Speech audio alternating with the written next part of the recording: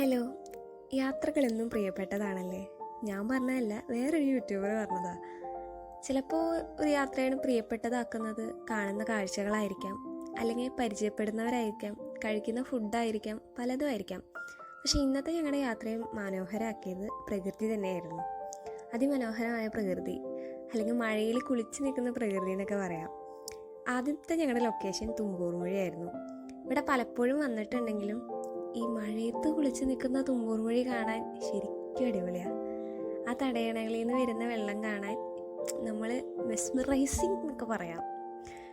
ഇവിടുത്തെ പ്രധാന ആകർഷണമായിട്ടുള്ളത് ഒരു തൂക്കുപാലം, പിന്നെ ഒരു വാച്ച് ടവർ, പിന്നെ കുഞ്ഞു പിള്ളേർക്കുള്ളൊരു ഒരു പാർക്കും കൂടെയാണ്.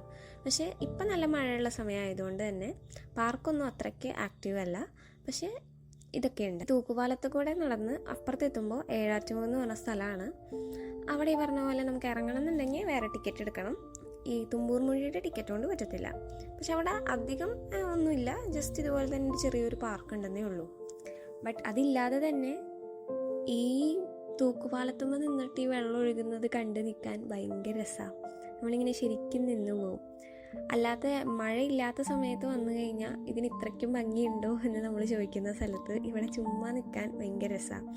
എന്തോ ഭാഗ്യം എന്ന് പറയട്ടെ, ഞങ്ങൾ പോയ ദിവസം മഴയൊന്നും ഇല്ലായിരുന്നു, വെയിലും ഇല്ല മഴയും ഇല്ല, അങ്ങനെ ഒരു നല്ല ദിവസമായിരുന്നു. അതുകൊണ്ട് തന്നെ വലിയ പ്രകൃതി നമ്മുടെ ഒപ്പം സഞ്ചരിക്കുന്ന പോലെ തോന്നിയത്.